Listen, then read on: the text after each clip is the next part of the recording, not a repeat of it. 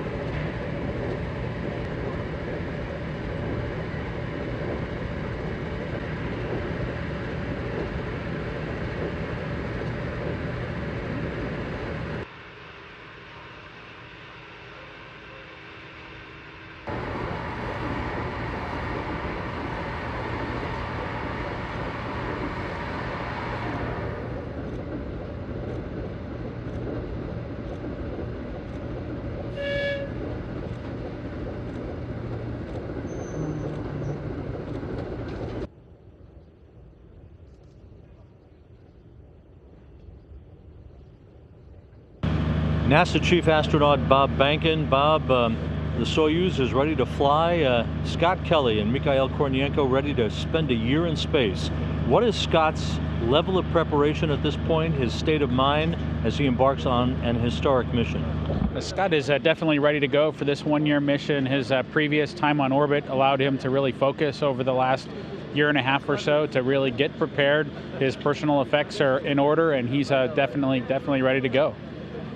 What is the biggest challenge in your mind for a crew member, both from a physiological and psychological standpoint, to leave the planet for a year, leave his family and friends behind, and tackle what will be a challenging year's worth of work on the station?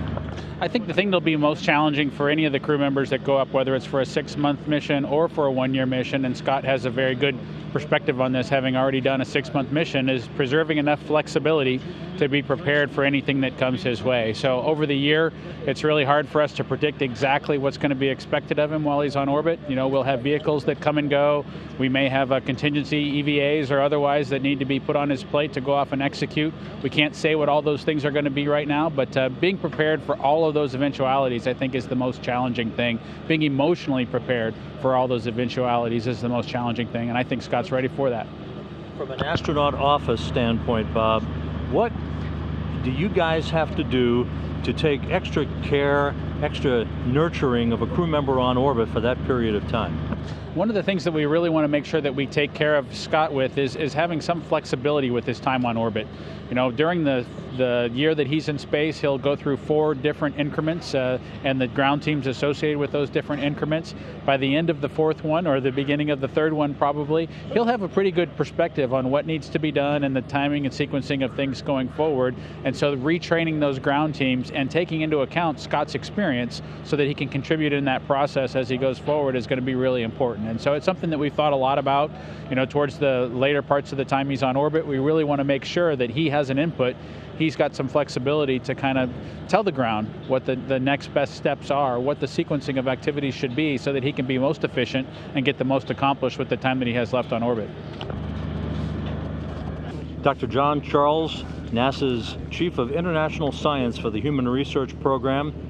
John, behind you is the Soyuz vehicle that will transport Scott Kelly, Mikhail Kornienko to the station to begin a year in space. For you, this must be a very important, momentous milestone. What are your feelings right now? Yeah, Rob, we're very excited to be here. This is a culmination of several years of work to see the investigations come together for this year-long mission, hopefully paving the way for future missions like this that will then lead us on to Mars. So it's very exciting and personally fulfilling to be here today. What are the things that you as a science team will be looking at from week to week, month to month as this year unfolds? We'll be evaluating how the human body changes by measuring Scott and Mikhail's parameters on a fairly regular basis, looking primarily for differences between the 1-year mission and 6-month missions previously that constitute a large database. With this knowledge of what changes, we'll know what to focus on for future missions to be sure we're prepared for long-duration missions off to Mars. What is it that makes Scott Kelly a unique subject to do this, and how are you going to track all of this over the course of a year? It's got to be an incredible undertaking. Well, Scott has proved to be an excellent test subject and an excellent operator of the investigation so far, so we're very lucky to have him. And of course, one of his qualifications is the fact that he's flown previously in a 6-month flight. We'll be making many of the same measurements on Scott on the 1-year mission as we did on his previous 6-month mission, looking specifically for the changes that occur in the body that might be related to the longer duration in flight. But his personal enthusiasm and his dedication to the work has really made him an exemplary subject in this case.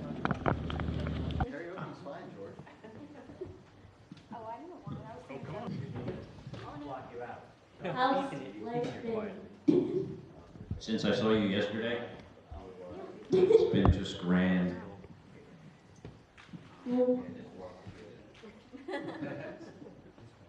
Where's Alex? Are you getting excited, Scott, or? You know, I think a little bit. You know, there's a lot of things have to happen between today and Friday. And actually, right now, it's kind of, you get on this like very quick train that is moving in one direction and you don't have much control over it. So, but up until today, it's been pretty quiet.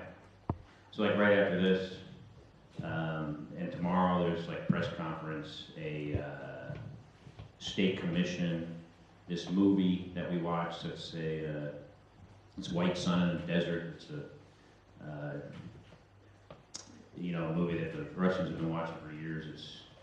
It's a tradition. We watch that. The next day we wake up and it's launch day, even though technically it's not, but it's really the day you go to the pad, so it's kind of launch day. Wake up, do some, have breakfast, you know, pack your stuff, take a nap.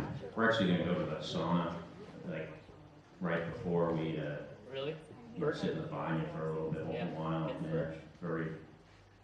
refreshing, cold water, one last dip in a bathtub. In this case, it'll be ice cold.